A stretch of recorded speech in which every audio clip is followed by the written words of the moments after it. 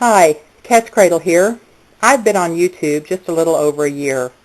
When I signed up to get my YouTube account, I wanted it because I wanted to post two videos that I thought were very important. So here I am a year down the road and still haven't done those videos, and made up my mind that today was the day I was going to get one of them posted. I had been hesitant to do it because I thought people would think what I had to say in this video was strange. But I was asked to speak at an all-women's campout a few months ago, and I presented this concept, and it was so well received that I thought I would share it with you today. The other video I'll make sometime in the near future. The concept I'm talking about today is an emergency sanitation kit. This idea is not new with me. I used to meet with a group of women several years ago, and we would do really fun, cool things. Some of them crafts, some of them, learning experiences. And one time we decided to put together the 72-hour emergency sanitation kits. And you can see it's pretty old because the tape has yellowed. And what we did was just took an old, this is an old food bucket. I don't know what came in it, lemon something. And then we listed the things we wanted to go in our kit, and we taped it on so we'd always know what was supposed to go in there in case somebody used something out of it. But this is just an old 6-gallon bucket that is lined with a trash bag.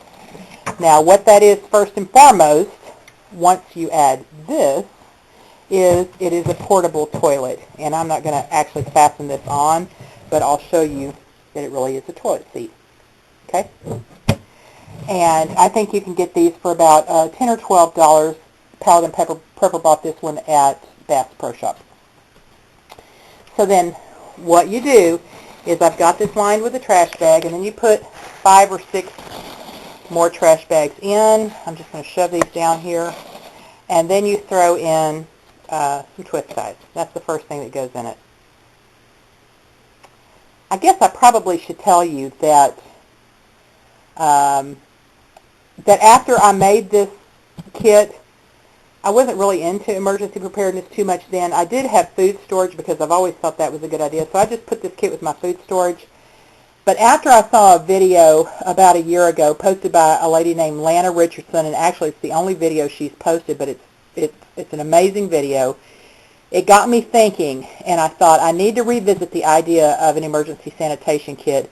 She's a mother of 8 who went to Tonga with her husband, who was fulfilling an assignment with his church to run a school over there. And she actually had a baby while she was in Tonga, which is a third world country, and she talks about the challenges of that and the sanitation issues they faced. And she showed a kit that she put together. So I have taken my old kit list, the kit that she showed, and and have some new ideas of my own that to make this what I think is well suited for my family. So that's where I'm getting this. I have posted her original video, the one that was my inspiration, in my favorites section. It'll be the last one posted there because I just put it up today. But I will also post a link in the underbar so you can look for it below this video.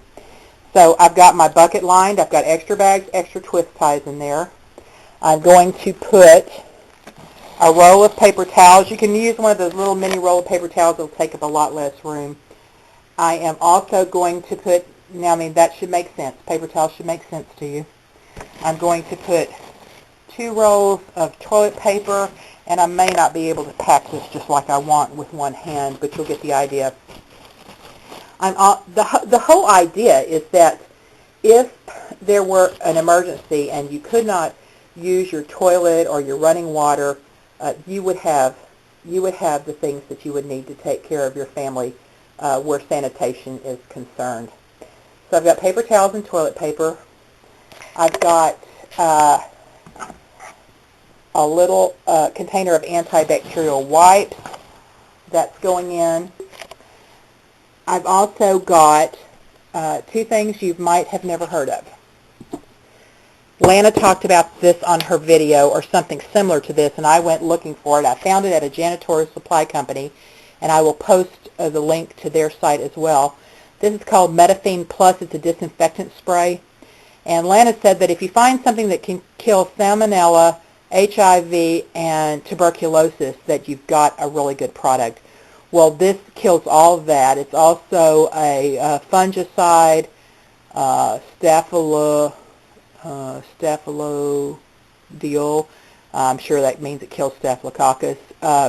Anyway, it's a great spray. It kills everything. And I bought a whole case of it. So that goes in here. Then, this is interesting. I didn't know this existed. This is something called Super-Sorb. They also sell it at the janitorial supply place. I bought a case of it. And what's great about it is that if you sprinkle it on, and it looks a little bit like maybe grits. She said it looked like sawdust. I don't think it looks like that to me. But anyway, this is lemon scented, and you sprinkle it on any kind of spill. Now, I'm thinking blood, urine, anything like that. And it makes it into a gel, so a dry gel, so that you can actually sweep it up into a dustpan. But the other great thing about it, if you're using this bucket as a toilet, you can also sprinkle it on what is in the bucket, and it will take away the smell. Wonderful thing to have, Super-Sorb. I keep some in my classroom actually in case there's, somebody throws up or something like that. I can sprinkle it on, turn it into a solid, and sweep it up in a dustpan, and then spray my dustpan with the Medaphene. So it's excellent. Okay, here, this is going to go in now. There it is, and I have a little space in the center, and my extra space is going to be used for a small bottle of Lysol, and it goes. I've also got Dawn dishwashing liquid. I love it because it's also a degreaser, but if you have to do a lot of washing of something or washing out of your bucket, actually, you would want to be sure you have your gloves on and then wash out your bucket and then go ahead and spray it with the Medaphene to kill everything else. So my Dawn dishwashing liquid is going to go in here. Hopefully I can squeeze it in. There it goes. Okay. Now, this is something I like to have because I think it's important. I have lots of shower liners. I've thought of many, many uses for them. They're not expensive, and I have, like I said, a load of them. So I'm going to put a shower liner here, shower curtain rings, and paracord. It doesn't have to be this much, and I may not be able to fit this in. But with a shower curtain and rings and string or cord, I can make a temporary potty area, a temporary bathroom, and you can pull this liner around you and make kind of a little private area. So this goes in, and it wedges down on the side. I'm doing this one-handed here. I also have Germex here, and baby wipes. Baby wipes are okay. Germex is the next best thing. Soap and running water, in my opinion, is best. So let's go ahead and shove the baby wipes in. I'm going to put the Germex in. The shower curtain rings go in.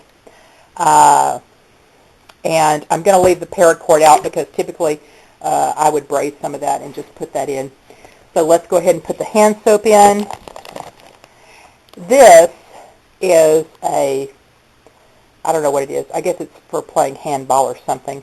But what I have it for, if I found out that my toilets were not going to be usable for a very long time, let's say we've got a grid down situation, and the water's going to quickly, shortly quit flowing because there's no way to maintain pressure in our water tower, so water will not flow to our houses, and toilets will not be able to flush.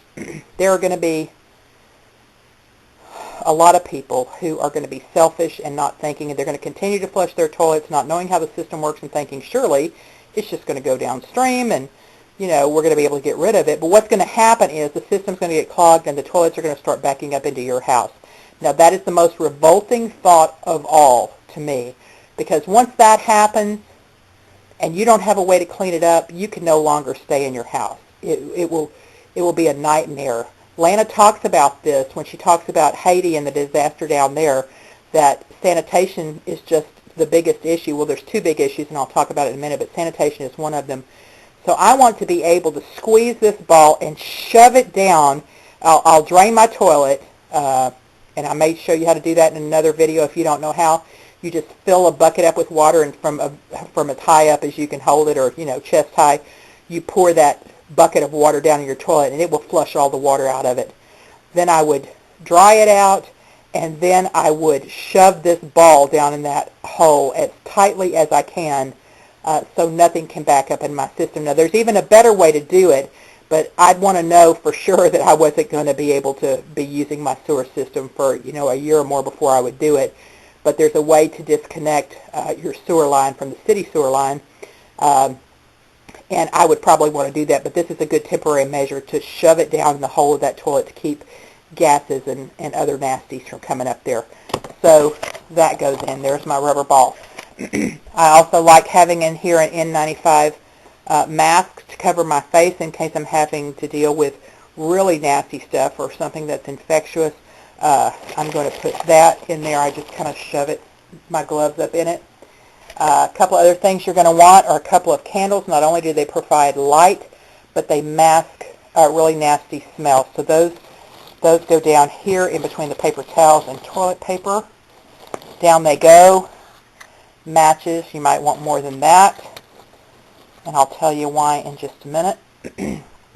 Here's some extra things I've added. A bottle of shampoo,